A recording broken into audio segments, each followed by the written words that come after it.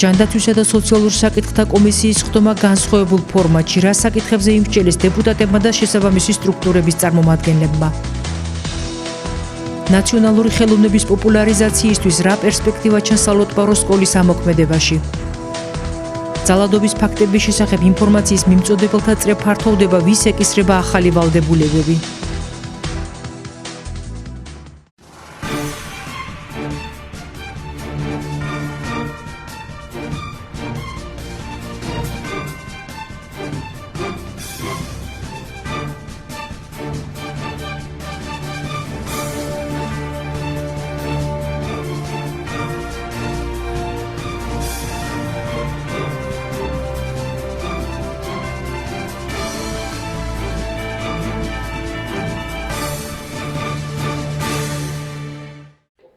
განსხვავებული ფორმატითა და დღის წესრიგით წარიმართა მუნიციპალიტეტის საკრებულოს ჯანმრთელობის დაცვისა და სოციალურ საკითხთა კომისიის ხდომა. გამომდინარე იქიდან, რომ წევრ და არაწევრ დეპუტატებს საშუალება მიეცათ სოციალური დაცვის სამსახურთან ერთად მოესმინათ კომისიის კიდევ ერთი საკურატორო სეგმენტისთვის.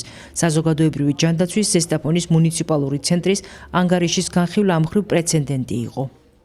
ჩვენ წარმოვადგინეთ 2016 წლის შესრულებულ სამუშაოს ანგარიში. ეს იყო საკრებულოს ჯანდაცვისა და სოციალურ საკითხთა კომისიის თხოვნით და მთლიანად ვისაუბრეთ რა ტიპის სამუშაო შევასრულეთ. რა თქმა უნდა, იყო საუბარი ჩვენს მიერ გაწყობილ სამუშაოზე ეპიდემიოლოგიაში, იმუნიზაცია, ენტომოლოგია, საბონიფიკაციო სამუშაოებზე, ასევე პარაზიტოლოგიაში. ცალსაკით განვიხილეთ ყველა ჩვენი შესრულებული დავალებები, აგრეთვე ის, რომ ჩვენი სამუშაო დაავადებათა კონტროლის ეროვნულ ცენტრმა შეაფასა დადებითად და გადმოგვეცა სიგელი წლის ბოლოს და საიუბილეო შეხვედრაზე ჩვენი ცენტრი წარმოდგენილი იყო როგორც ერთ-ერთი წარმატებული ცენტრი. შესაბამისად ამ პროგრამებზეც ჰქონდა საუბარი, ძალიან მნიშვნელოვანი და პროდუქტიული შეხვედრა იყო, ფიქრობ, იმიტომ რომ ვისაუბრეთ პრობლემებზე, მომავლის პროექტებზე, უპასუხეთ შეკითხვებს, რომელიც გაუჩნდა თვითონ კომისიას და ფიქრობ, რომ საკმაოდ დადებითად ჩაიარა დღევანდელმა შეხვედრა. კომისიის ხდომის მონაწილეებმა მოისმინეს გამგეობის კიდევ ერთი სტრუქტურის სოციალური სამსახურის 2016 წლის მუშაობის ანგარიში, რომელსაც კომისია გასული წლის განმავლობაში პერიოდულად განიხილავდა. სამსახურის უფროსის ინფორმაციით სხვადასხვა მიმართულების 10-ზე მეტი სოციალური პროგრამის დასაფინანსებლად ერთი წლის განმავლობაში 1,5 მილიონ ლარზე მეტი დაიხარჯა, რომლის ფარგლებშიც 5,318 ადამიანს გაეწია დახმარება. მარტო 2016 წელს 619 ადამიანს დაუფინანსდა სამედიცინო მომსახურეობა. პროგრამის ფინანსური პაკეტით ათვისებულია 209,655 ლარი. ერთჯერადი ფინანსური დახმარების მუხლში განსაზღვრული 486,131 ლარი კი 2,994 ადამიანზე გადანაწილდა. ამ ტიპის მოსმენებით ახალი სამუშაო წლის დაწყება კომისიის თავმჯდომარისთვის სამომავლო მუშაობის მთავარი მიმართულების დასაგეგმად მნიშვნელოვანია. გასულმა წლებმა და თვეებმა მიჩვენა, რომ ზუსტად ეს არის საჭირო. წელი უნდა დაიწყო გასული წლის ანგარიშით. და ჩემი საკურაციო სფეროა ზუსტად ჯანდაცვის მუნიციპალური ცენტრი და გამგეობის სოციალური სამსახური. პირადად მე ორივე სამსახურს ძალიან კარგად ვიცნობ, ყოველდღიური კონტაქტი მაქვს, მაგრამ დადგა საჭიროება, რომ საკრებულოს ყველა წევრმა, საკრებულოს თავმჯდომარემ, კომისიის თავმჯდომარებმა ესენი თავისი თვალით ნახონ. გადასარევად მუშაობს ორივე სამსახური. მე კიდევ და კიდევ მადლობას გადაუხდი ერთსაც და მეორესაც თავდადებული შრომისთვის. პროფესიონალებით დაკომპლექტებული, მართლა სერტიფიცირებული, გამოცდილება მიღებული კადრები ყავს ერთსაც და მეორესაც, მაგრამ ეს უნდა ხალხმა დაინახოს. ყველა კაპიკი, ყველა თანხა მიზანმიმართულად მიდის და შედეგიც სახეზე გვაქვს. აი ამ წუთში ხა ქალბატონი მარინა ამბობდა 615 ადამიანს დაუფინანსდა ოპერაცია გასულ წელს. ეს ნიშნავს, რომ ჩვენ ფაქტურად ყოველდღიურად 2 ოპერაციას დაფინანსებაში ვეხმარებით ზესტაფონის მოქალაქეებს. ეს თვითონ რაიონისთვის ძალიან დიდი ციფრია, ხო? ეს თავისთავად იმასაც გვიჩვენებს, რომ აქ სამედიცინო მომსახურება მაღალ დონეზე დგას. ყოველდღე კეთდება ოპერაციები თან მაღალ პროფესიულ დონეზე. ქალბატონი თამარის ანგარიშიც იყო არაჩვეულებრივი. უამრავი სანიტარული განათლებითი მუშაობა აქვს ჩატარებული. თევზი გამბუზიაც კი აქვს გაშვებული, მათ ამ ზაფხულს არგვეთის წყალსატევებში მალარიასთან ბრძოლის პრევენციის მიზნით და კიდევ მრავალი რამ სისხლდე მართლა ცარიელი ხელებით და შიშველი ენთუზიაზმით. კომისიის მუშაობა ასევე მნიშვნელოვანი და პროდუქტიული იყო მისი ყველა მონაწილისთვის. ერთ-ერთი სამსახური, რომელიც ასე წარმატებულად მუშაობს, არტნოს თავს კარგად იმ პროექტებს იმ გამოწვევებს, რაც წინა წელში იყო. შეხვედრა შინაარსიანად ჩატარდა, საინტერესო იყო, შეკითხვებიც დაესვა და შესაბამისად სამსახურის მუშაობა შეფასდა დადებითად. გამომდინარე იქიდან თუ რამდენი ხანი ყოლება რამდენი პროექტში მიიღეს მონაწილე. პრინციპში ყველა პროგრამა რასაც ახორციელებს ცენტრალური ჯანდაცვის სამინისტრო, ყველა ამ სამსახურზე ასე ვთქვათ გადის და ყველა პროგრამაში არის ჩართულები, ასე რომ ამ სამსახურმა გაწია ძალიან დიდი შრომა და შედეგიც დადგა. გახდება თუ არა სანიმუშო სტანდარტი ჯანდაცვისა და სოციალურ საკითხთა კომისიის ეს ხდომა საკრებულოში მოქმედი კიდევ რამდენიმე მუდმივმოქმედი კომისიისთვის ჯერჯერობით ცნობილი არ არის.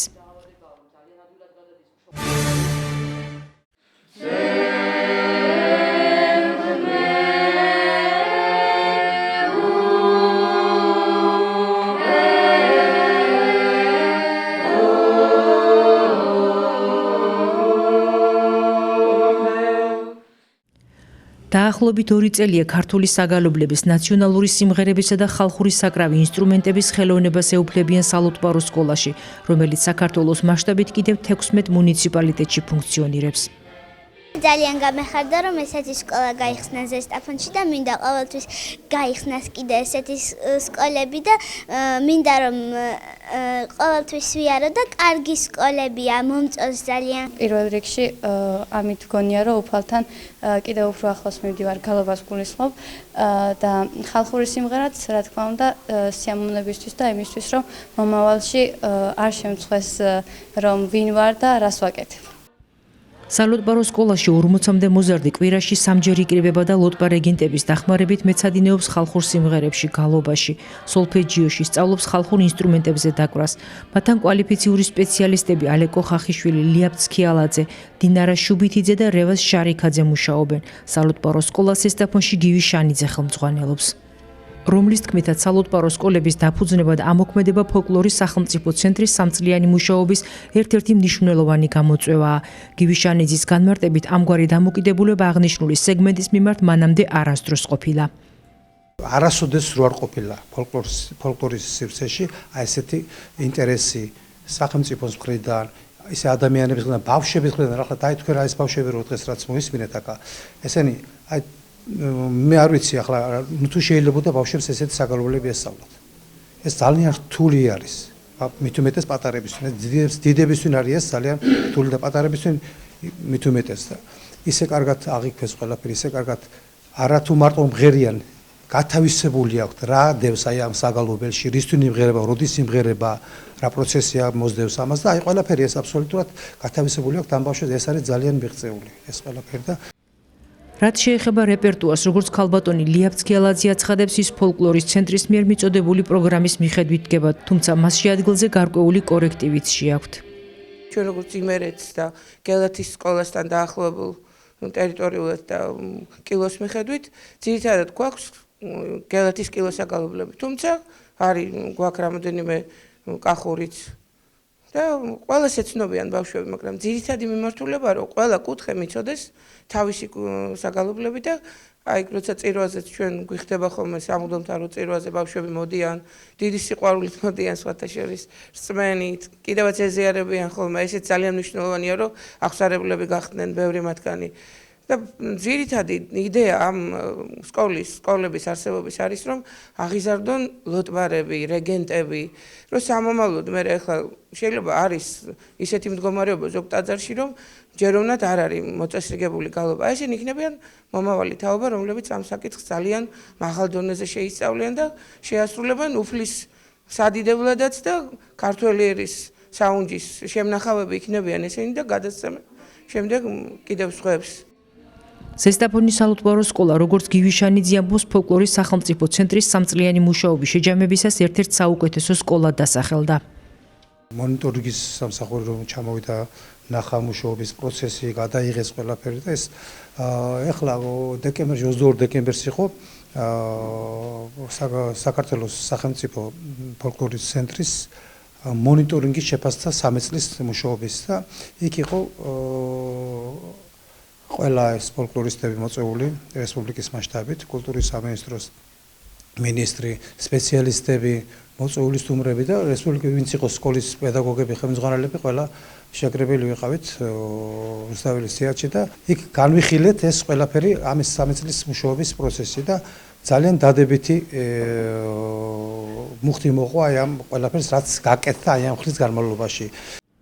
ტენდენცია, რომელიც ეროვნული საგანძურის მიმართ ამგვარ დამოკიდებულებას ქმნის ქვეყნის კულტურის განვითარების მყარ საფუძველს ამზადებს, ასე შეაფასეს ზოგადად პროგრამის პრეზენტაციის მონაწილეებმა ქვეყნის რეგიონებსა და მუნიციპალურ ცენტრებში სალოთპარო სკოლების ფუნქციონირების საკითხი. დიდი ყურადღება ექცევა ყველა რეგიონში ფოლკლორს, მის მესვეურებს, ძველ მომღერლებსა და საერთოდ ხელოვანებს, რომლებიც უკვე ხანდაზმულები არიან. ქართული ფოლკლორი ეს არის შეიძლება ითქვას ჩვენი კულტურის მკვებავი და ესეთი უკვდავი საძირკველი. თუ ეს საძირკველი იქნება ძლიერი, ჩვენი კულტურა ყოველთვის იქნება ძლიერი და მე ერთი რამე მინდა ვთქვა, რომ სადაც არის ჭეშმარიტი ხელოვნება, ის ყოველთვის ახალია. იმის გამო, რომ ეს არის ისტორიული ესე ვთქვათ და წარსული ტრადიციები, ეს არ ნიშნავს, რომ ის ძველია. ის თავის თავში ატარებს აი ესეთი უკვდავებას და მარადი განახლების აი ამ საოცარ უნარს. ოჯახში ძალადობის წინააღმდეგ მომზადებული საკანონმდებლო ცვლილებათა პაკეტის შესაბამისად იმ პირთა წრე ფართოვდება, ვისაც შეუძლია სამართალდამცველებს ძალადობის ფაქტების შესახებ ინფორმაცია მიაწოდოს. როგორც იუსტიციის მინისტრმა თია წულუკიანმა განაცხადა, მასწავლებლებს ვალდებულება დაეკისრებათ ძალადობის მსხვერპლი მოსწავლეების შესახებ სამართალდამცავ ორგანოებს აცნობონ. ძალიან მნიშვნელოვანია, რომ ამ პაკეტით ზოგიერთი პროფესიის ადამიანი იძენს ახალ ვალდებულებებს, მაგალითად მასწავლებლები. ამ პროექტების დამტკიცების შემთხვევაში მასწავლებელს გაუჩნდება ვალდებულება, რომ დირექტორის მიერ ამისთვის სპეციალურად გამოყოფილ პირს აცნობოს, როდესაც ნახავს, რომ მის წინაშეა ბავშვი ან თუნდაც მშობელი, რომელიც ძალადობის ნიშნებს ატარებს. დღეს მასწავლებელს არ აქვს ამგვარი ვალდებულება და ძალიან მიხარია, რომ განათლების სამინისტრომ მყარად დაუჭირა მხარი ამ ვალდებულების შემოღებას მასწავლებლებთან მიმართებაში. ეს უკვე ვალდებულება იქნება წინააღმდეგ შემთხვევაში საქმე დანაშაულის დაფარვასთან გვექნება. აღნიშნა თია წულუკიანმა.